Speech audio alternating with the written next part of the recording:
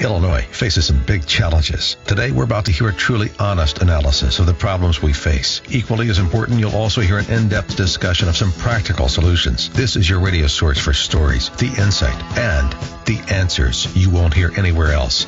Not on the media and not coming from Springfield. You're listening to Illinois Rising, presented by the Illinois Policy Institute. Now, here's your host, AM 560's Dan Proft. Good afternoon, Dan Proft, morning show host. You can catch me with Amy Jacobson 5 to 9, Monday through Friday on Chicago's Morning Answer on these airwaves. Today, on this edition of Illinois Rising, I'm joined by Ted Dabrowski, who's the Vice President of Policy for the Illinois Policy Institute. Ted, thanks for joining us this afternoon. Thanks for having me. Appreciate it. So the big news this week in Illinois state politics was one chamber moving to override Governor Rauner's veto of legislation that would effectively cut the governor out of negotiating a labor contract with AFSCME, the biggest public sector worker union in the state of Illinois. That moves over to the House to see if they can do the same this week. What are the implications of what the Senate did and what the House may do in terms of overriding the governor's veto on this particular piece of legislation? Well, this is a big deal. We've got a state that's in huge financial trouble. We have a $4 billion budget shortfall, and yet the unions, AFSCME in particular, are trying to stick it out and get big raises, up to $1.6 billion worth of increase in raises and pensions, and it's something the state can't afford. Now, if the Senate wants to override Governor Rauner's ability to negotiate and collectively bargain that's bad news for the state and for taxpayers who voted Rauner in to fight for a more disciplined approach to how we spend our money in Illinois. So, but the public sector union, the Democrats who voted to override, and I guess the one Republican would argue, well, wait a second, if they can't come to a negotiation, the public sector union and the governor, then it's just thrown to an arbitrator. So what's wrong with an arbitrator trying to reconcile the differences between the two sides and forge some kind of contract? Well, unfortunately, taxpayers didn't vote in a arbitrator, so we don't know who that arbitrator is. We know who Rauner is. We know that he was voted in by the public to negotiate and take a hard stance. He was very clear about what he wanted to do on the budget. So by just passing it on to an arbitrator is not good news for the taxpayer. Not only that, but the arbitrators tend to rule on the side of the unions. And we hear that from mayors time and time again. Every time they try to negotiate something, the arbitrators come in and undercut the mayors and their goals for fiscal discipline.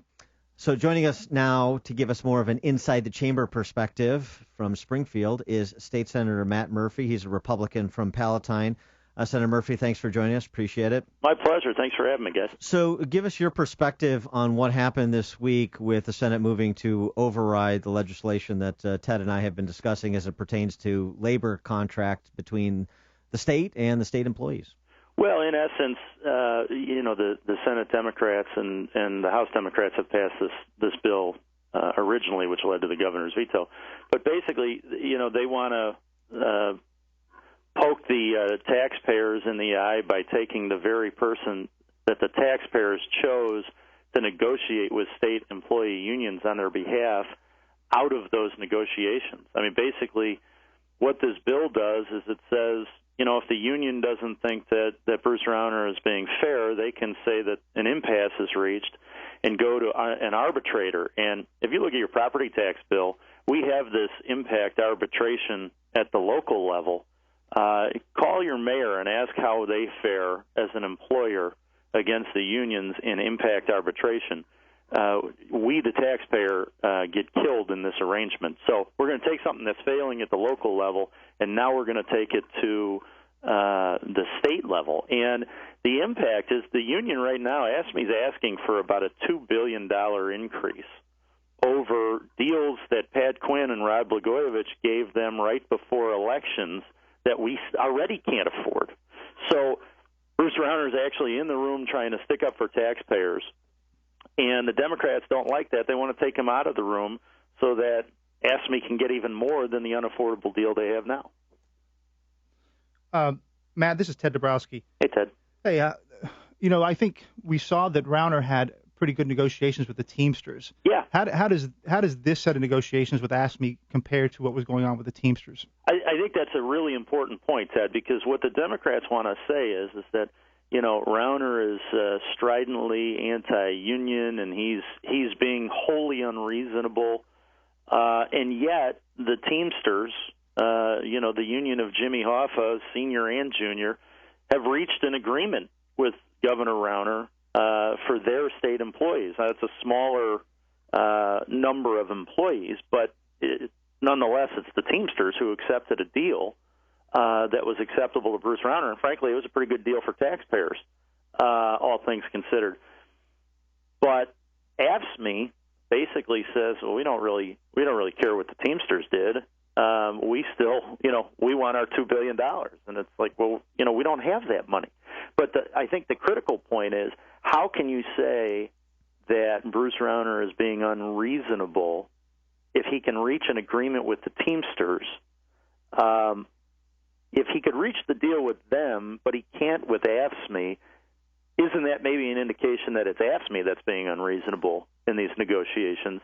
And that the inexplicable thing to me is the Democrats in the General Assembly, who have veto-proof majorities in both chambers, are going to have to pay this bill.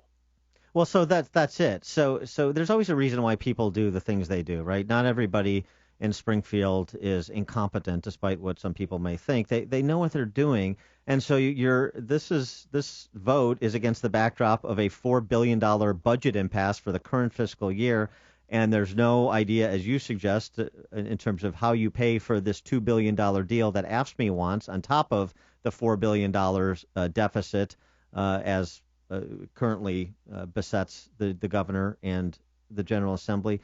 So what is the Democrats' end game here? Do they not understand that we don't have the money to pay for this, or what is it that they do understand? Well, to me, what this is, they know Bruce Rauner and his supporters have amassed significant campaign funds. And you get Mike Madigan's attention by threatening his power, and that money threatens his power.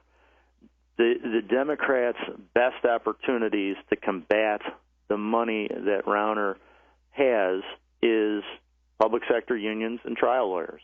And Madigan is loath to step on their toes or cross them because he's going to be asking for a lot of money for them. So they're going to just like has always been, just like Pat Quinn did when he brought his budget chief into the AFSCME endorsement meeting 2 months before the 2010 governor's election, just like Rod Blagojevich did when he completely gave away the store. They basically are funding campaigns in a circuitous way by giving raises from taxpayers to AFSCME that a decent percentage of end up in Democratic candidate coffers. Okay. And I think that's a lot of what this is all about. But if you look at the impact it has on the budget specifically, we've seen the Democrats all summer in this overtime highlight, they just did it this week with the MAP grants for college students, how we need to take care of these people. And they all have a specific group that they care about and that they say that they're fighting for. Well, you're taking money from that cause, let's say MAP grant and college students, money we don't have the money to give them now because you just gave it to AFSCME. All right, so if AFSCME is conspiring with the Democrat legislators and the Democrat legislators conspiring with AFSCME to abrogate their fiduciary duties, then when does Governor Rauner, perhaps with the backing of Republicans, when does he come over the top and say, okay, do you want to play this game? We're going to start talking about PATCOing some state employees. We're going to start talking about massive layoffs because this is the only way to make the numbers work. When do we get to a real throwdown where Rauner and Republicans stop getting pushed around trying to be reasonable when AFSCME and Democrats don't want to be reasonable? Yeah. Well, I think if that conversation, I believe, is going on right now because the House, whether they're going to be able to pass this override through the House is very much in question right now. And, but if this thing gets jammed through the House, the administration has indicated they'll view it as an all-out declaration of war. And, again, I mean, the governor has to administer, and he's got to run this stuff. And he's got to deliver the balanced budget. So, if he's got to lay people off to be able to afford the deal that's jammed on him, then, that's what he's going to have to do to make it work. I mean, Matt, one way to look at this is that they're going to try to jam this thing through because they want the tax hike that the Rauner hasn't been supporting in the way that they want.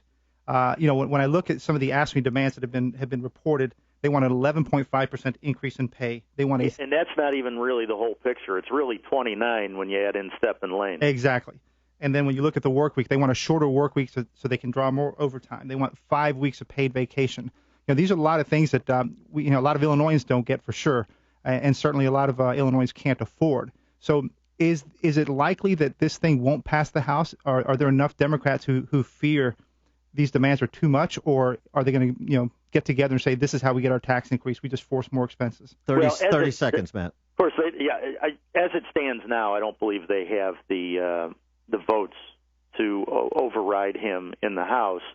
But the Speaker's working feverishly on that. I mean, if he can get every single Democrat to do it, to stick with Madigan, then they'll override him. But if we can get one reasonable Democrat, and as of now we think we have at least one, we can stop this thing in the House. All right, the search for a reasonable Democrat continues. State Senator Matt Murphy, Republican from Palatine, thanks for joining us. Appreciate it. My pleasure. Thanks, guys. Now, more of Illinois Rising, presented by the Illinois Policy Institute, the only show directly addressing the problems and solutions for Illinois. Now, from AM 560, here's Dan Proft. Dan Proft back with Ted Dabrowski, Vice President of Policy for the Illinois Policy Institute. And, of course, this week was State Fair week, Republican Day at the State Fair, Democrat Day at the State Fair, Illinois ritual, in addition to the full complement of meats on a stick. One day is for Republicans, one day is for Democrats. Obviously, Republican Day, a bigger draw this year than it has been for, the better part of a decade and a half, because we have a Republican governor for the first time in about that long. I wasn't down there because I only go to Springfield at gunpoint. But Greg Bishop, radio reporter at the Illinois News Network and host of Bishop on Air on News Talk 970 WMAY in Springfield, was there for both days, and he joins us now to provide a little color commentary. Greg, thanks so much for joining us. Appreciate it. Oh, no, absolutely. Thanks for having me. So let's start with Democrat Day. What was on the menu for consumption besides other people's money when the Democrats convened in Springfield? Well, I got to say, it was the first Thursday Democrat Day at the Illinois State Fair in over a decade, and that meant that Democrats would converge on the director's lawn at the Illinois State Fairgrounds. Now, as a reporter, I arrived about 10 minutes before the scheduled start time of noon. It was very light attendance, not many people sitting there to start with, and then it took them a good hour to even get started. A lot of the candidates were there, but again, the turnout as far as participants, very light. And they featured a couple of individuals who received social services from the autism program to Meals on Wheels and even the Monetary Award program. But they also featured a couple of different presidential candidates, one, Willie Wilson from the Chicago area, another one, Hillary Clinton at a chariot there, and Treasurer Michael Frericks. Plus, they had 4 Senate candidates and a slew of other speakers blasting Governor Bruce Rauner, saying, and I think this is a pretty poignant issue here, Representative Lou Lang said that the reason social services are being cut is because of the, quote, failed policies of Governor Bruce Rauner, but the governor's only been in office since January, and little of his policies have actually been enacted. Yeah, my guy Willie was there. He must not have liked that rhetoric because he backed Bruce Rauner, so that must have been interesting. I love Willie Wilson. They only gave him about 2 minutes, but he laid out his platform for the very small crowd that was in attendance. Well, Greg, so as you mentioned, this is the first time the Republicans are in over a decade are in control, let's say, of that fair. How do you see the narrative being different? Obviously, the Democrats have had both majorities and of course, governors for over a decade, and so the Democrats control the message. How's the narrative different this time around? Well, I think they're, in a way to put it, they're kind of on their heels, at least as far as trying to divert attention away from, a decade or more of Democrat rule in the state of Illinois. They have somebody in Governor Bruce Rauner that they can specifically point to as a bad guy, and that seemed to be the most direct issue. They just kept going against his turnaround agenda, saying that it would go against the middle class, saying that it would damage working families, it would be detrimental to those who rely on social services. But in contrast, the governor on Governor's Day, which was, again, the first Governor's Day for Republicans in over a decade, he made it pretty crystal clear that the only way to increase social services is to have a booming economy. And by way of having a booming economy, you need to get the government out of the way. And I got to say that the flavor or the atmosphere of the two different rallies, drastically different. It was like a rock concert for Republican Day. For Governor's Day, there wasn't an empty seat. People were on their feet the entire time, hooting and hollering, having a really, a good time for Republican Day. But then the next day, for Democrat Day at the State Fair, it was, again, very low turnout. And by the end of the Democrats' short program, which started about an hour late, there were maybe one or two people in the seats, and I am not exaggerating. Well, that's a little surprising because Springfield's a company town, so where were all those AFSCME members who otherwise are aligned with the Democrat leadership in the General Assembly and aligned against the governor? That's a great question. Labor apparently took Democrat Day off from the State Fair, and I will say that for Governor's Day on Wednesday, the governor arrived on his Harley, but he had a string of protesters that were bussed in, and the protesters were those there supporting more services for child care and SEIU members. And I had asked one of them Wednesday as I was walking away, because the governor even said that, well, they should be here also protesting Mike Madigan and the Democrats. And I asked one of the protesters as they were packing up into the bus, I asked if they were going to be there on Thursday, and they kind of looked at me dumbfounded, like they hadn't even considered that. Greg, I thought one of the best lines that I heard was when Cullerton said that we're happy to work with Rauner, not for Rauner. I thought that was kind of interesting because it seems like everybody works for Madigan. So, how do you see that whole interaction between what Rauner was saying and then what Madigan and Cullerton were saying? Rauner definitely went on the attack against Madigan. A couple of the key lines that the governor had were Madigan has ice water in his veins. He called him King Madigan, associated him with the Chicago Machine. And he also made a pretty interesting point that was reiterated by a couple of the other Republican representatives that I spoke with at Governor's Day. Madigan only was elected with 17,000 votes. The governor received several million votes. And the governor's message to Speaker Madigan was, stop holding up the process, let the majority's will be heard, and let some of these turnaround agenda items come up for a vote. Because as we've been watching all summer long and ever since the governor took office in January, it's been loggerheads. Democrats have failed to even give mention to some of the key aspects of the governor's turnaround agenda and only doing small little bits. For instance, the property tax freeze. They'll agree on a property tax freeze, but when it comes to local control of collective bargaining and prevailing wage, Democrats do not seem to be willing at all to entertain that idea. He's Greg Bishop, radio reporter with the Illinois News Network. He's also the host of Bishop on Air on 970 WMAY in Springfield.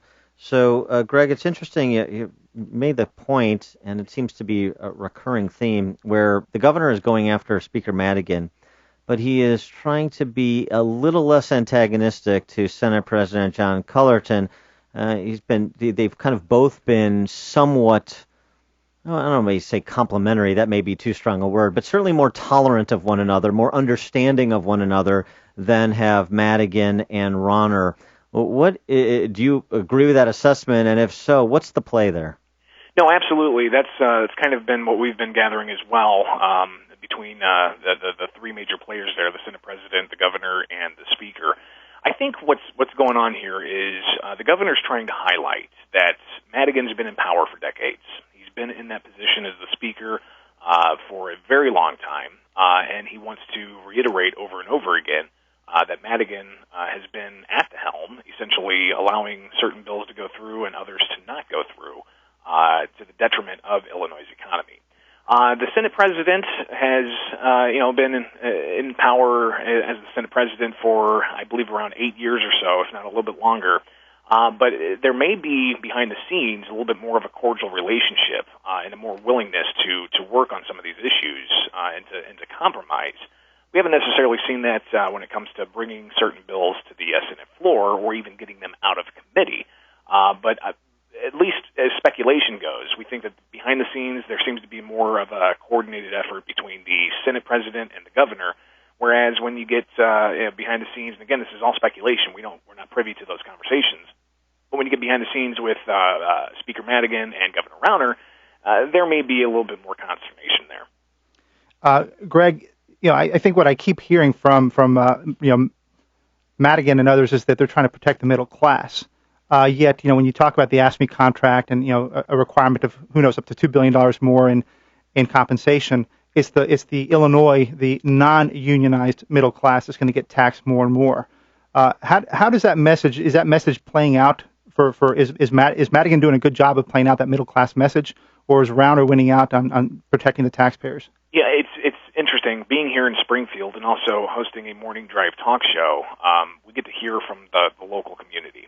And recently, an AFSCME spokesperson said that all middle-class workers oppose the turnaround agenda.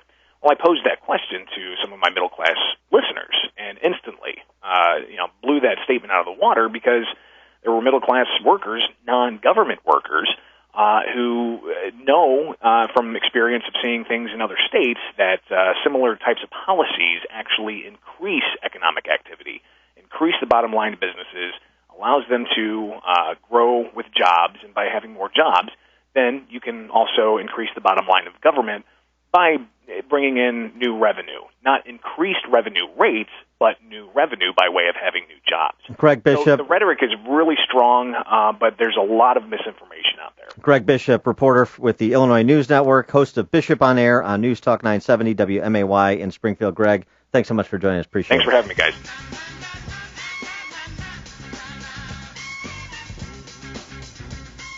Now, more stories, insights, and analysis of Illinois policy and politics.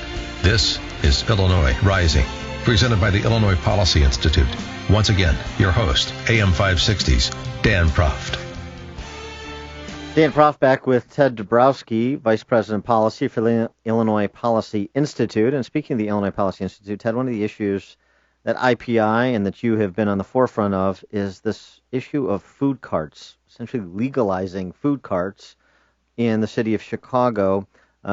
You've issued a study recently that describes the economic impact of food carts, the potential benefits of food carts economically in terms of job creation and revenue generation. And you also spent some time in Little Village this week kind of experiencing the reality on the ground. Tell us about it. Yeah, so we released a report on Friday that's about the food cart industry. The food cart industry is made up of mostly minorities, Hispanics, who are selling tamales and different kinds of products on the street. They are legal in 23 of the 25 largest cities in America. The tamales or the food carts? The food carts. Yeah, tamales. Yeah, legal in 25 of 25. 23, yeah. 23 of 25 major cities. And so the question is, why isn't it legal in Chicago? Why are we not taking this group of entrepreneurs? These are people who are out on the streets trying to sell a product that people want because they wouldn't be out there if nobody was buying the product. And people who are earning a living, paying for their families, creating jobs, basically, some hire other people. And you've got about 2,000 people out there currently with food carts, and you've got about 1,500 positions. And, if that business were legalized, you could see a quadrupling of the number of people involved in that, tens of millions of dollars for the state in income taxes for the city. And you're talking about a city that has been, we've talked about this, raising fees and taxes everywhere, pushing businesses out. They should be promoting entrepreneurship. They should be embracing this group of people who want to do business in the town. Entrepreneurship's not a Chicago value. What happens to these food cart vendors, because it is illegal now, the police come and harass them, take their product away, take their carts away. What we need to do is legalize this, make this a legal business. So rather than focusing, especially thinking about communities like Little Village and Pilsen, where there's a noted gang presence, you have Chicago police officers spending their time taking to task people operating a food cart rather than people that are, engaged in, for example, drug trafficking. Exactly, and that's an obvious point that you're making. And I think the other part is that, rather than harassing these people, just make them legal. They have a product, make sure that they have a proper license, make them pay a small fee, make sure that their food is inspected and clean. But other than that, this is a legitimate business, much like a food car, a food truck, or any other business. Make sure it's clean, legal, and you'll have more tax revenues for the city. You'll have more product. Now, this is where commerce, culture, and I'm losing my third word. And not your Rick Perry moment. The three C's, and I got two of them. Commerce, culture, and some culinary. They come together, and it's a lot of people like this food. And so that was where I was going next. A lot of people like this food. So the market response, in other words, human beings who live in communities like Little Village, they like the food carts. Well, this is amazing. So the lady we were with yesterday in Little Village. Last week in Little Village. And you didn't go there, by the way, just to show off that you're fluent in Spanish. I didn't do that, but I did go to get 3 tamales, and they were delicious, by the way. Good. She says that she starts cooking at 2 because she needs to be on the streets by 4 o'clock in the morning. So you say, if nobody's going to be out on the streets at 4 a.m. in the morning unless there's a demand. And what you've got is you've got a lot of workers going to the factories. You've got people doing construction. You've got a lot of the women who work in the big office buildings cleaning. It's a big demand. And you have people like me who are in a bar till 4 a.m. and get hungry after a full night of drinking. And that also works. And so you've got a demand out there, and that's why she's out there at 4 a.m. in the morning. And there's a lot of these vendors out there. They're meeting a demand. They provide good food. It's tasty. I had 3 of them yesterday, as I mentioned, and they were delicious. And so it's a legitimate business. And what we're talking about are people who are trying to make ends meet. They don't make tons of money from this, but Claudia, who we were with the other day, she put her kids through college or through school because of the money that she made. And what we're doing is by making this business illegal, we're chopping people's ability to lead a fruitful life. Now, is this politicians not allowing for the food carts because they're pressured by brick and mortar restaurants to say, hey, we don't want the competition, so keep these food carts banned and away from us because they're negatively impacting my bottom line? So it's a little bit of competition for political clout at City Hall to crowd out competition? Absolutely. The small lady who's selling the tamales on a corner, she doesn't have a lobbyist. She doesn't have anybody. She doesn't have the money to represent herself in front of the city council and defend her business. The brick and mortar restaurants do, and they don't like the idea of more and more competition on the streets, especially viable competition. So the ones who can hire lobbyists do, and they block the expansion of business. And so what's the state of play in terms of an ordinance to legalize food carts in Chicago? I know it was supposed to be voted on recently. It got pushed into the fall. Into September. What's the status? So, I think there's more and more support for this. We'll see where the votes come out, but sometime in September they expect to take a vote.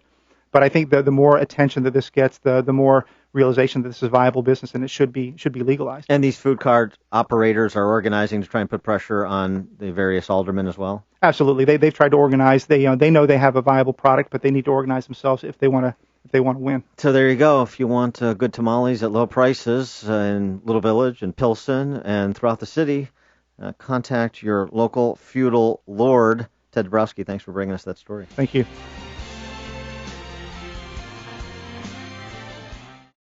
We now return to Illinois Rising, presented by the Illinois Policy Institute, the radio show discussing the honest truth about Illinois policy and politics.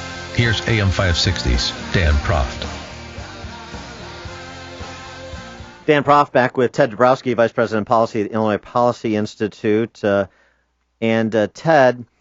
Chicago's 12th Ward Alderman George Cardenas, you may remember George Cardenas from such bad ideas as taxing water in the city of Chicago, bottled water to be specific. If he could tax Lake Michigan water, I'm sure he would. Although I guess it is taxed the way that that's our drinking water. So I guess it is taxed substantially, particularly to communities that access Lake Michigan water through the city of Chicago. Now he's proposing a third city-level tax on the sale of soft drinks to increase the cost of, a 12-pack of Coca-Cola by 36%. A good idea to generate some cash for cash-strapped Chicago? It's a horrible idea. The guys in Chicago, they're all scrambling to find money. They're all scrambling to raise taxes and fees because of primarily the pension crisis, but not just that. It's just the way they run the city. So you've got Tony Preckwinkle, who just increased the sales tax. Now you've got these fees, which people are getting nickeled and dimed in Chicago.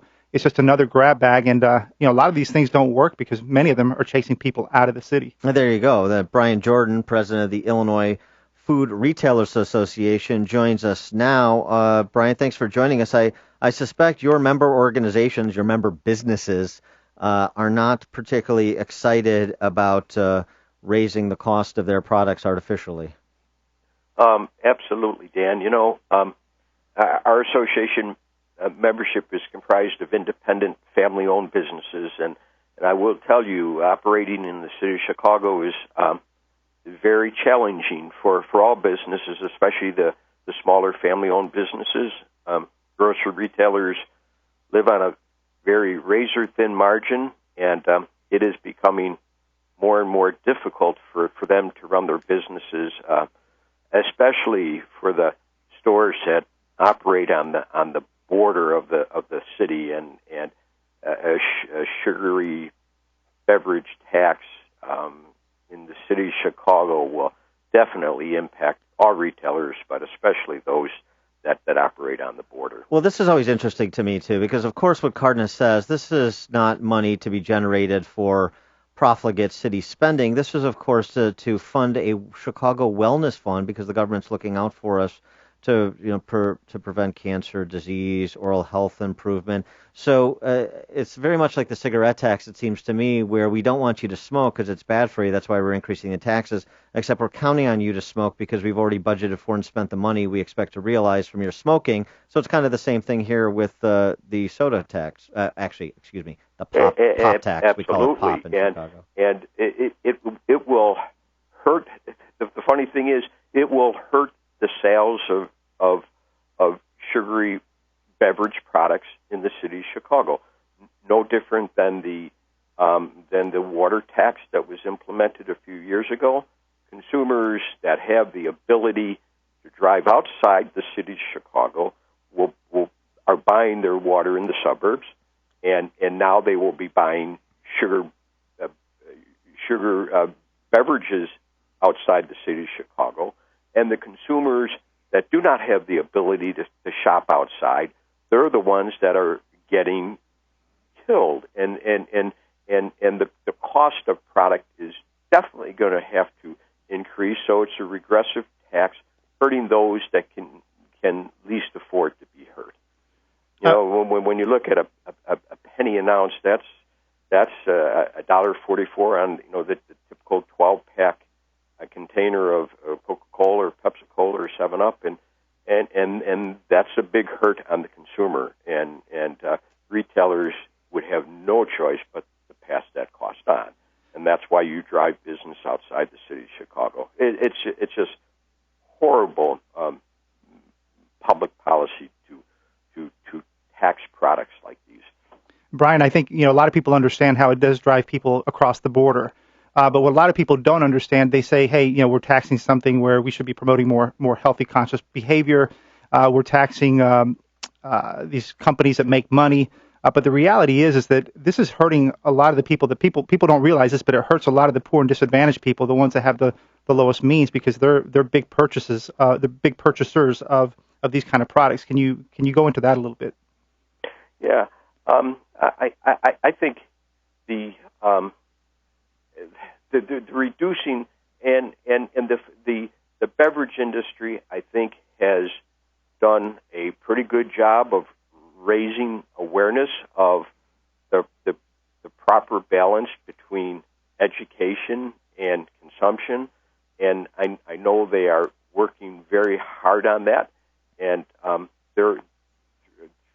they have. I believe I read somewhere that there is a national effort to reduce sugary beverage consumption nationally by 20 to 25% by the year 2025, and you do that through education. You don't do that through higher taxes. We're talking to Brian Jordan. He's the president of the Illinois Food Retailers Association. So, Brian, this is a proposal at this point by Alderman Cardenas of the 12th Ward. What's your sense of where this is going to go with the city council, with the mayor's office, and what is the Illinois Food Retailers Association doing or asking people to do in response? Well, there is a coalition, a Chicago coalition formed, and Rob Carr, the president of the Illinois Retail Merchants Association, is spearheading that, along with the unions to try to fight this proposal.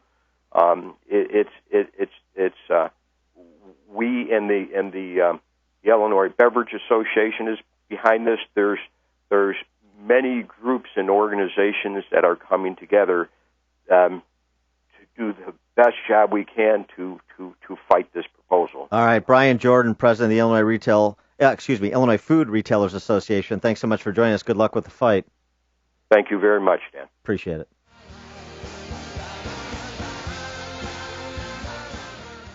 Restoring Illinois to greatness. This is Illinois Rising, presented by the Illinois Policy Institute and hosted by AM 560's Dan Proft. Dan Proft back with Ted Dabrowski, Vice President of Policy for the Illinois Policy Institute. And Ted, this story is a little bit disturbing to me as someone who hails from Wheaton, God's country, there, the county seat of DuPage County, where the sun shines a little bit brighter and the birds chirp a little bit sweeter, but the regulators are just as tough as they are in the city of Chicago, apparently. This story from Glen Ellen, which is adjacent to Wheaton. Julie Dabrowski, who lives in Glen Ellen, committed the venal sin of having more than the maximum allowable pets at her residence. She has 4 dogs. The village elders, in their infinite wisdom, have limited a homeowner in Glen Ellen to 3 dogs. 3-Dog Glen Ellen. That's a good band name. Good band name. And so they have sent their phalanx of inspectors and health services folks and health department people and started harassing her, issued a violation notice.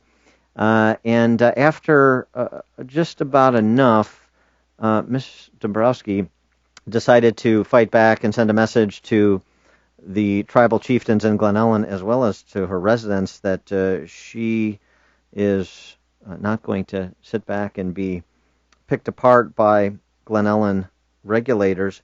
She painted the side of her house striped colors similar to fruit stripe chewing gum, which I haven't seen in quite some time, but it gives you a sense of just basically the visible light spectrum is what the side of her house looks like.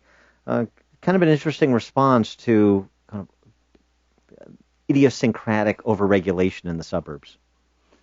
Well, Dan, I should say, first of all, that this is not my wife nor my mom. Right, okay, yeah. So I have no relationship to this Same this story. spelling, though, right? I think it's a little bit different. Oh, it is a little bit different? Right, but yeah, in Polish it would be pronounced the same way. So, no, it is a very strange story, but, it's interesting. As we saw this 3 dogs, I was wondering if you had 3 really small dogs, couldn't you have a 4th maybe?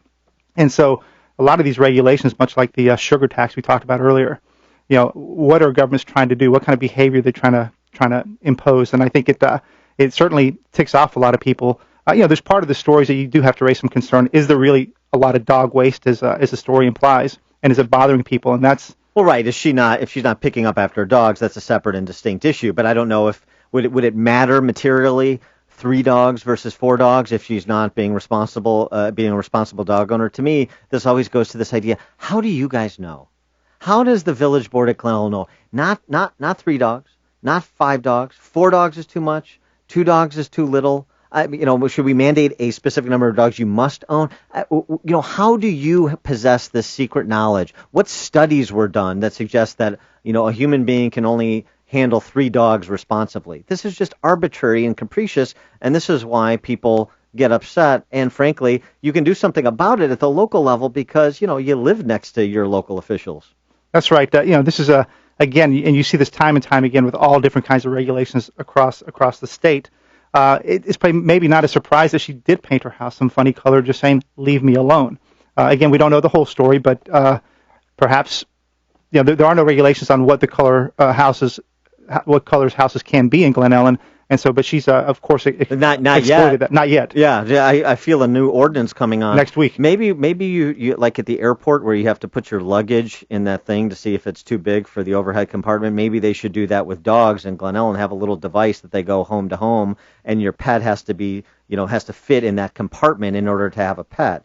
I mean, but this is the annoyance of kind of the over-regulated state, and it's layers and layers and layers of government. And I can understand, now again, I'm not condoning if she's been irresponsible with her dog ownership, but I can understand where people get tired of every time they turn around, you've got some regulator grabbing you by the shirt collar and either taking your stuff or telling you what to do. Well, this kind of goes back to what you were saying before, layers of government. We have the most layers of government, or the most government units in the nation in Illinois. I wouldn't be surprised if there's a poop control unit of government set up sometime soon in Glen Ellen. It's what drives people crazy. With a handsome pension. With a handsome pension is you can't tell who's responsible for what. And so with more and more governments, people get frustrated, and that's part of the frustration is that there's so many units of government that they have enough time to start legislating all kinds of stuff that they shouldn't even be in the business of legislating. He is Ted Dabrowski, Vice President of Policy for the Illinois Policy Institute. Ted, thanks so much for joining us this week. Thanks for having me. Great.